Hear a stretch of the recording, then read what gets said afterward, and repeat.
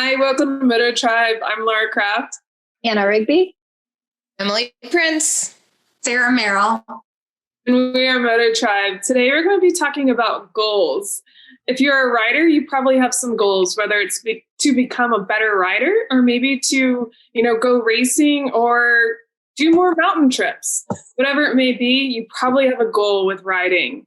So with that, I'm going to turn it over to Emily so she can talk about her goals with riding. Well, I will say that my goals over the past almost 3 years since I started riding have changed pretty much almost monthly. It's something that I'm constantly striving to work on, get better at.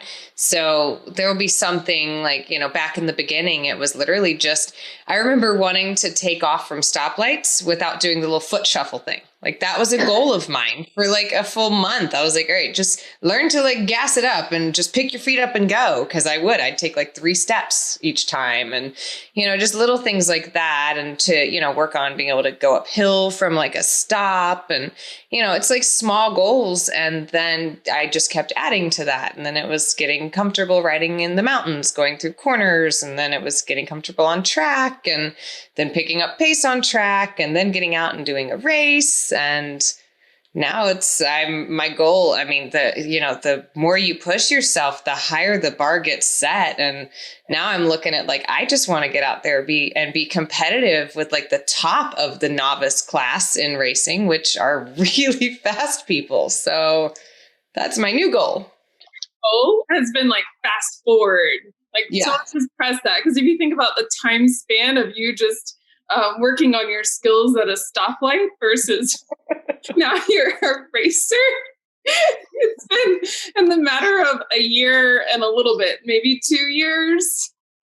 I mean, yeah, like I'd say that the first year that I was riding, I was like, my goal was just to be comfortable. That was all I focused on was I wanted to be able to get out and go ride and not ever have those like moments where like I would tense up or panic. I'd get up in the mountains and I'd think I was going in too hot and I'd freeze and like have that death stare looking at the wall and, have to like, oh, turn. Like I just wanted to ride like comfortably. And so I spent a full year just focusing only on that, like to where it just felt like second nature.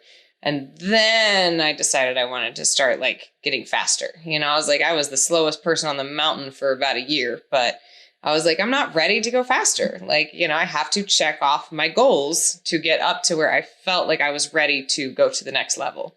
And, I will say that having very specific goals along the way helped me to progress as quickly as I have, because if you focus on one thing at a time and you just work on that one thing, then you can check that off and move on to the next thing. And it helps you get through it quicker rather than the overwhelming amount of information that your brain is trying to take in when you're a new rider.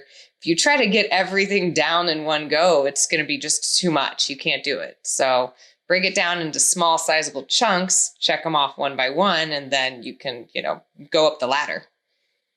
That's a very solid point, actually. I like that you mentioned that one step at a time. As is with everything, you can't tackle a mountain without, climbing one step at a time. So, you did progress really quick. Would you say you're happy and content with your progression? Like, how do you feel like, because I know whenever I set a goal, I almost like set the bar even higher before I reach a goal. So how do you feel with where you are right now? I think that my personality type makes it to where I'm never satisfied. Like I'm just that person that it doesn't matter how quick I progress or how well I'm doing or how hard I push and how I'm like, oh my God, I got my best lap time. Because literally as I'm getting off the track, I'm already evaluating like what I need to do different to get it even better.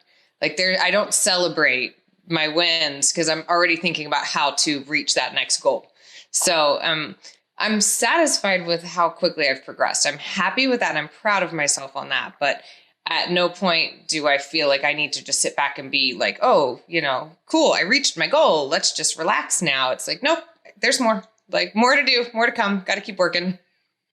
Yeah, I think that's insanely impressive. And I don't think for the audience out there that that's normal. Emily's goal progression is not a normal progression. No, neither is the way how quickly she progressed, riding. I mean, I know a few racers that progress that way, but we're talking about like racers and people that have been doing dirt bikes and stuff. Like, yeah, Emily, you took to this like fish to water. I mean, amazing. So I applaud you. You're doing awesome. In the beginning, I think everyone's goal is just to learn how to ride. And for me, it was just going out in the streets and keeping pace, being at the speed limit. And why I say that is because I think in the beginning I was slower than the speed limit. So actually looking at the speed limit and moving with traffic was important. I live in the city. So honestly, I got really comfortable in traffic and with a ton of cars around me. I grew up with it. So, for me, I was just getting comfortable riding around the city. And that's what I was accustomed to my first few years. And it was maybe a few years in is when I went to the mountains, and the mountains were a completely different game for me. The first time I went up there, I definitely felt out of my element. I was used to kind of, I don't know, playing in traffic in the city. And so it's very different to having swoopy roads that, you hold your gas, it's not stop and go, it's fluid. So it took me a bit to get comfortable riding in the mountains. For sure, I was the slowest person when I rode with my friends, and that became a goal of, just becoming comfortable in the mountains and, riding my own ride. And I actually played a game a lot of the times, and I think it still holds true to this day of I never used my brakes. I just was really fluid. I wanted to modulate my gas and go through the turns and, always kind of be on my gas, but at that pace needed for the road or, to make sure that I had enough traction. So it became a game of mine just not to use brakes. And I know Anna mentioned it to me and other people have mentioned it to me. They're like, are your brakes out?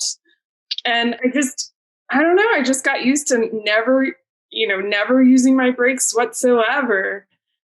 So, interestingly enough, when I started doing track, that was the first habit I had to break. Is actually I had to brake when I was on track. That in order to go faster, you need to brake fast. It helps you set up, for the corner and go through it at a faster pace. And so, as my goals progressed, it was learning how to brake kind of later on in my riding journey. But since then, and I don't do track right now, so my goals have progressed beyond track, and the reasoning for that is track is a lot of, in my sense, a lot of stress to get to the track. There's costs involved and time commitment. And so those are things that I don't have and don't want to give necessarily to track. So, since I'm not doing track right now, I really just want to ride more in the mountains. And I think this is from the Dragon right behind me. And I want to go, have more girls' weekends at the Dragon or in North Georgia mountains. So for me, my goal right now is just to enjoy riding and being outside. Laura, you mentioned that you had to break your habit of not braking on track. And I mean, I learned a ton from you in the mountains. I mean, you were like one of the main people I learned to ride from. So, I mean, I was always amazed following you and how fluid and smooth you were through the mountains, and by no means slow. You were cruising, and I always wanted to ride like you. Like, that was awesome to me. And then you went to the track and almost instantly you picked up pace. You got bumped into advanced in less than a year, and for a good reason. You got fast. How did you break that habit? Like, was it just you were comfortable with going in faster? You brought that over from the mountains, or like, how'd you go through that? Was there a specific process?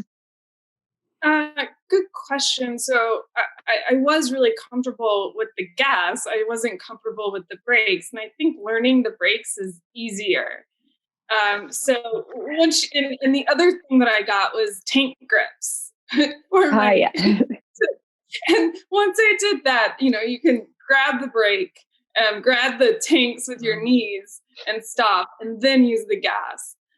So, for me, I think it's easier to learn how to brake than it is to learn how to use gas.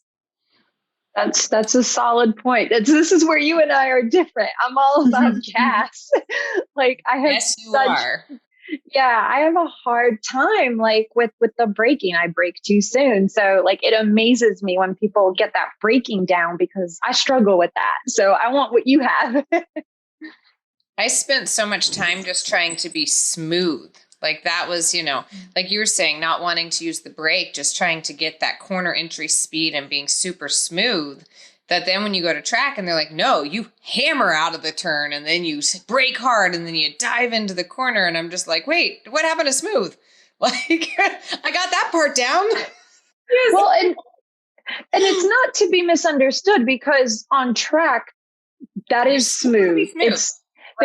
You're definitely got to be smooth on track, but it's a different type of, it's definitely a different type of riding. You're like 100% on, then you're 100% brake, but you still want to do it smoothly. Yes, absolutely. Yeah.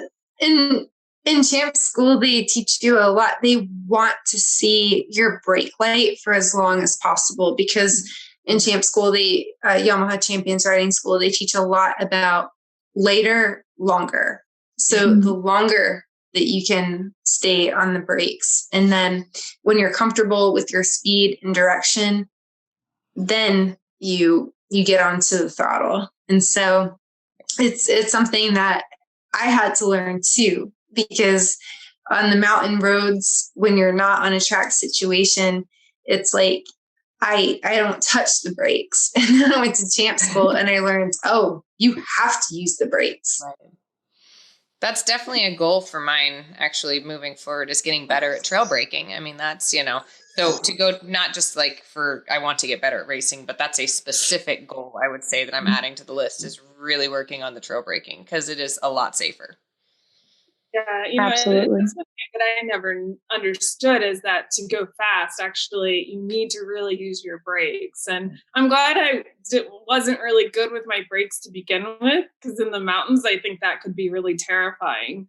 So I'm glad that I was just gas and, not going to my full potential until I got to track. And, Anna, I did notice that when we were riding together at track, I felt like you did brake a little bit early because I think I could always dive in there because I've never, I was using my brakes in the mountains. And so I was okay with going into the corner hot. And, but who knows? I was never the best rider. So I don't know whether I have the proper skills or the techniques. Sarah, you did great. That's exactly what you did to me. Like I've always been terrible. I've been weak with my corner entry. So like for me, that's a huge goal. And it's been my goal since I started to ride, and progressively as I'm getting better, that's the thing though, when you increase your pace, that brake marker shifts too. So now you've got to adapt for that. So there's a lot of things that go into that, not just with the mechanics of braking, but your vision, how far you're looking through the corner, what you're looking at, anticipation, setting up for that corner. There's just so much that goes into actually braking and making a corner. So, I mean, honestly, I feel like I would have been better off learning how to be smooth first and not like stabby on the brakes, because now I feel like that's like embedded in me. I'd get scared and I brake, and there's no need for that. I remember my first time at the Dragon. It was like barely my first year riding, and I was out there with the women's sport bike rally, and we were all sitting around the campfire. And I don't know if you were there, Sarah. I think you were, Laura. I'm pretty sure you were there. And I had just I had been doing track, and it like Emily said, everything on track is you're on the gas, you're on the brakes. It's hard. And on the street, you don't want to do that. You want to be a lot more delicate and smoother, especially at a place like the Dragon. So I was struggling like crazy. Like I really didn't know how to ride it. It wasn't until you ladies took me under your wing and showed me how to be smooth on the street. So it's like I had a completely different process of learning and breaking bad habits, not necessarily bad habits from track, but not really taught properly or instructed the difference between track riding and street riding. So Anna, what were your goals when you like started riding, and how did you progress to like where you are now? When I started riding, I just wanted not to dump my bike so much. Joking aside, but yeah, that happened a few times. But yeah, I really wanted to just keep up with the friends that I was riding with and be comfortable. And again, with that whole entering a corner, I didn't realize that my vision wasn't where it was supposed to be. So I was looking too close. So that was something that I had to work on. And that was a huge goal of mine. But it took years for me to break that habit and get better at it and just trust that you're looking way over there and your bike will make it. So, maybe even trusting the bike is a goal in itself there. Eventually, I started going to track. I got faster and better and learned other techniques like trail braking. And I think that helped a lot in my street riding as well.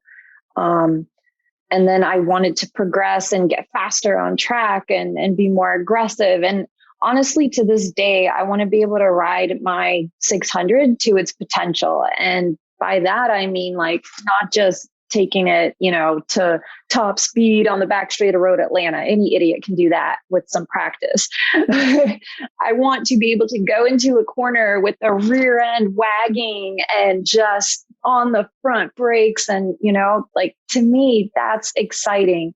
But that's a very, very specific track oriented goal, because on the street, I now just want to have fun. I want to be smooth and safe.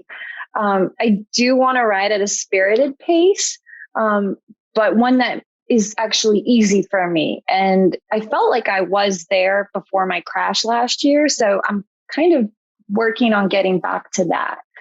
So that's definitely a big goal for me. It's just to have fun out there on the street. And I feel I'm going to be doing a lot more street riding this year as well. Yeah. Anna, I'd say you've progressed so much. It's unbelievable having ridden with you kind of in the early days in the mountains and then until now, and until like last year when you were saying right before your crash. I remember how fast you were. I don't think I could keep up.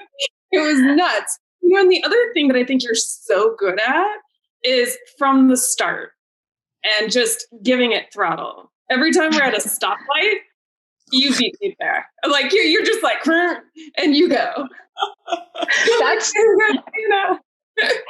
oh my God. And I feel slow when I ride with my husband. Like he just goes, I'm like, wait for me. So maybe I have that from him.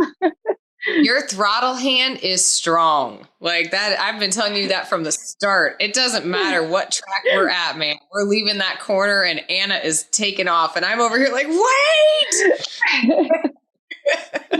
It's fun. I like the throttle. You have no fear of going wide open throttle. And on rain tires, you're really, really confident on rain tires. I can't keep up. I definitely trust the rain tires for sure. How about you, Sarah? What were your first goals when you started riding? I was a very cautious, risk adverse rider in the beginning. And just, my goal was similar to some of you ladies. I'm just trying to survive on the road.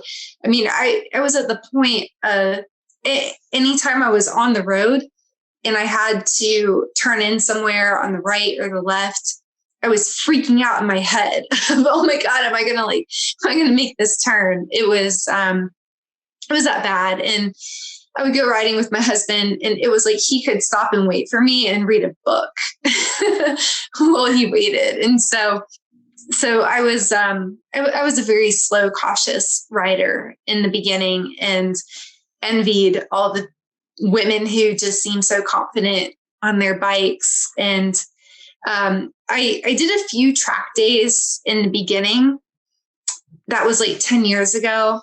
But then I did those and honestly, I turned my attention to my career after that. And I was an MBA grad, and I was focused on being one of the top young professionals and the top 40 under 40 in different cities. And I was just really focused on developing my career. And so I didn't do track days for a very, very long time. I didn't even focus on my riding for a very long time. I would go on rides and I would do things, but my focus was career.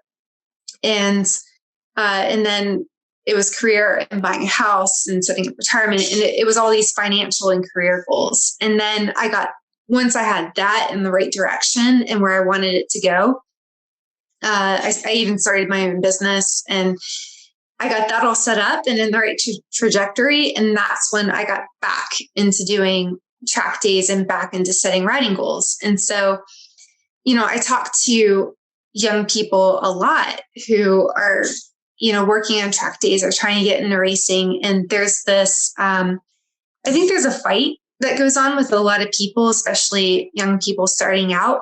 And it's a fight between the financial aspect of trying to do track days and racing and trying to get set up, I think, financially for the future.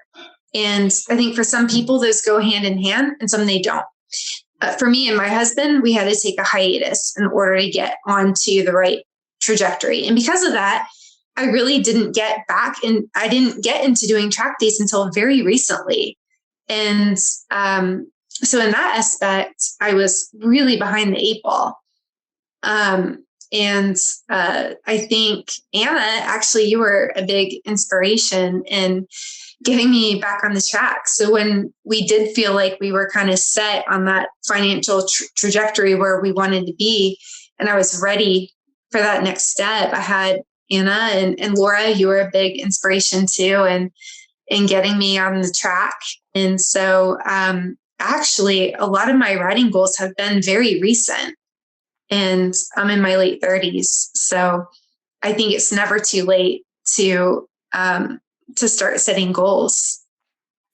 I think you make a good point about, being in the right place in your life when you can give more time to riding, and you have the money to go to track or to race or, whatever it may be. I think that's really important to take into account when you're setting motorcycle goals. You need to set goals that, are within your budget and, within your current lifestyle.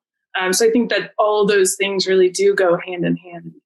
I hear that pressure from younger riders a lot I think social media is a lot of pressure too, because they see their friends or older people or different people who are out there, and they're going to all these track days and they're going to all these races and all these riding events and travels and adventures. And they're like, oh, like, why can't I do that too? But they're not there financially. And I think that's what I want people to know is I've been there, and I had to take a hiatus for a very long time in order to hit some of the other life goals that I had. And I waited, I think, a lot, and I had to watch other people doing things that I wanted to do, but I stuck to the goals that I needed to have for my life. And it's not too late now. Now that I'm on that trajectory, now I get to have the fun and I get to do all the things. But I don't want people to see what I do on social media and feel bad that they can't do it too. I think that anybody can get there. And Anna, to your point, I think we all reach different phases in life where we have to dial back or go forward with it. Absolutely. I was very fortunate for the last 3-4 years to be incredibly heavily, able to influence the track community and spend so much time there. And I know plenty of people that used to race or do lots of track, and they have had to take a hiatus, and some still are, some came back. I mean, I myself, I'm actually possibly facing taking a hiatus this year as well. As some stuff came up and life changes and priorities. So, it's, and like you said, it's always going to be there. You can always plan for the long term. It is tough, the social media aspect. And like when your friends are all out and doing it, like I know when Emily was racing at Roebling last weekend, I really wanted to be there racing too. But you guys were at Heron Compound having fun without me. So I don't even want to hear it because I'm here seeing all your videos. I'm at the track racing and I'm like, I wish I was there with them. I know, but I really wanted to race more this year. Yeah. But yeah, finances.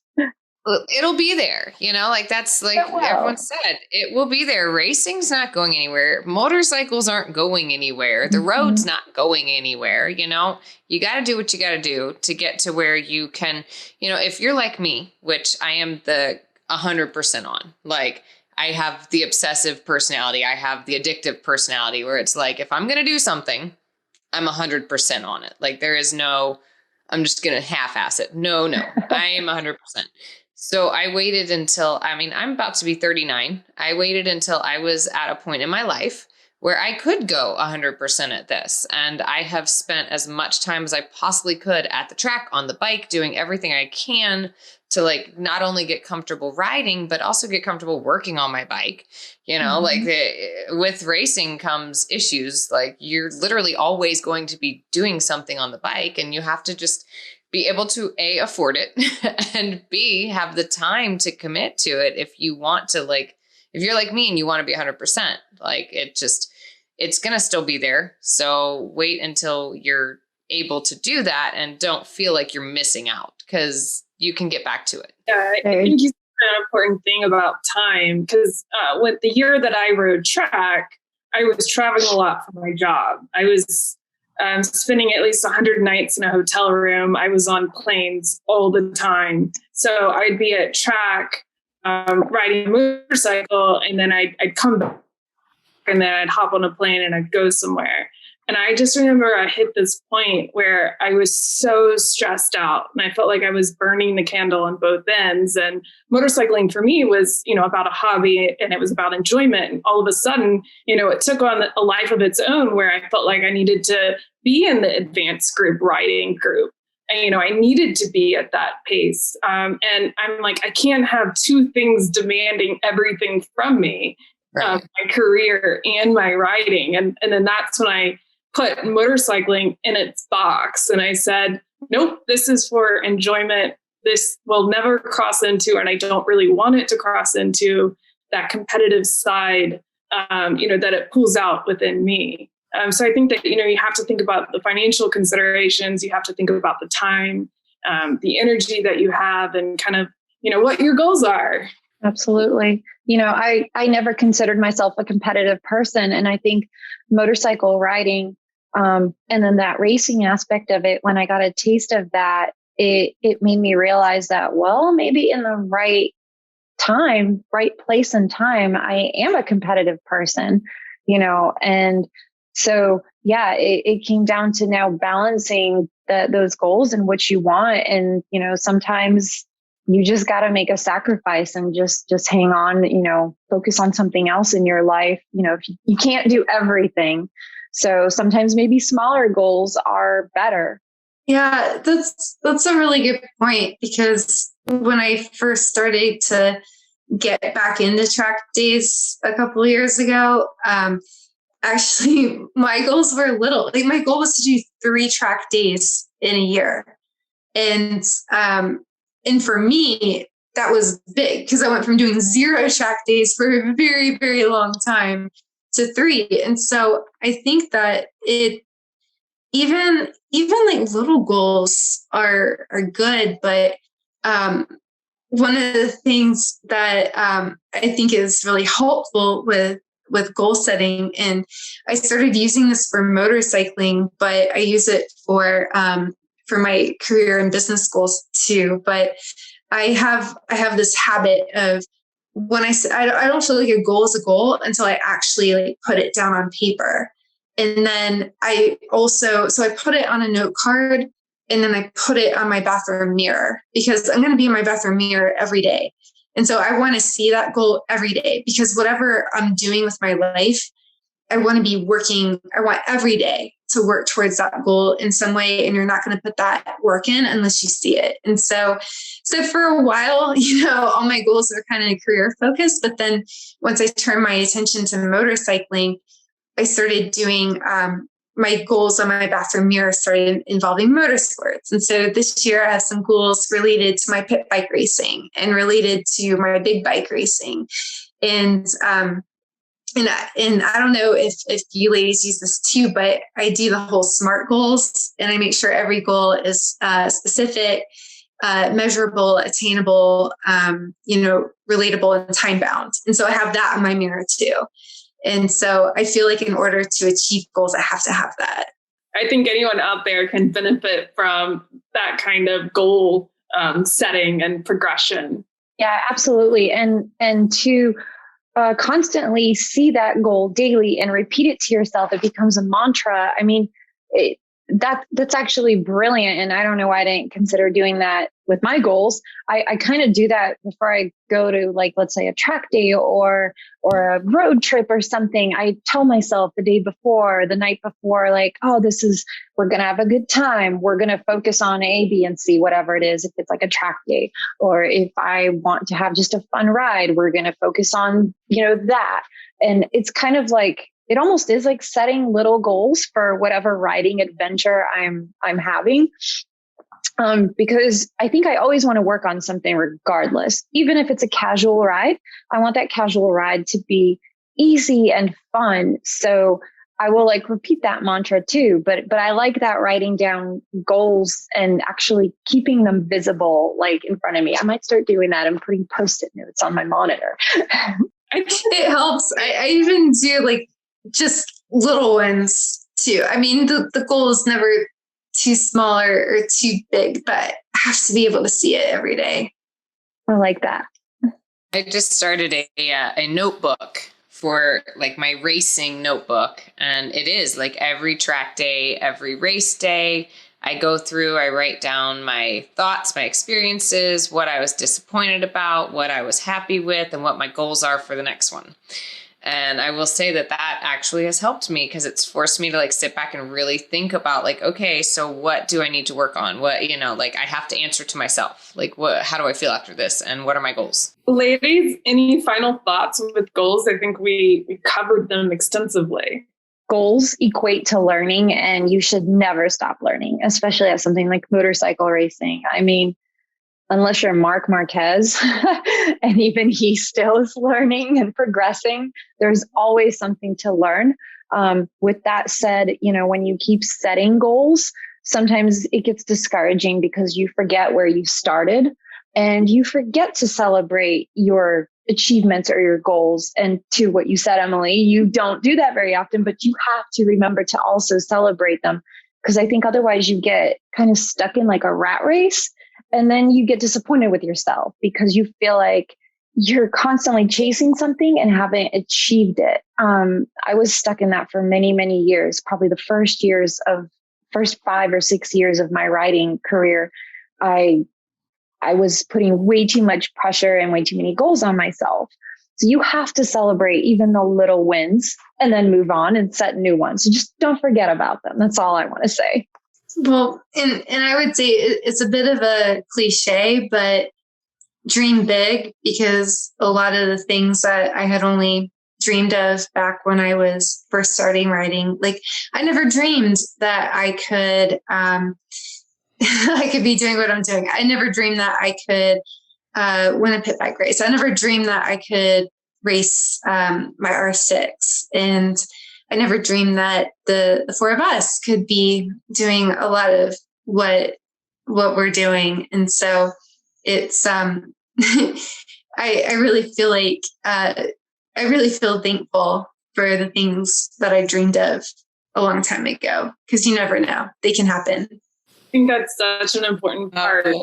Yeah, I love it. I really do, because I think I'm in a similar camp that I never thought I'd ever be a rider. I mean, growing up with sisters, never being around motorcycles, it was just a crazy thought, honestly, that I pursued and had some goals along the way. So, I think it's about thinking big and dreaming big. And, one day you might just achieve those goals that you set. So with that, ladies, I think we're good. Until the next one. Cheers.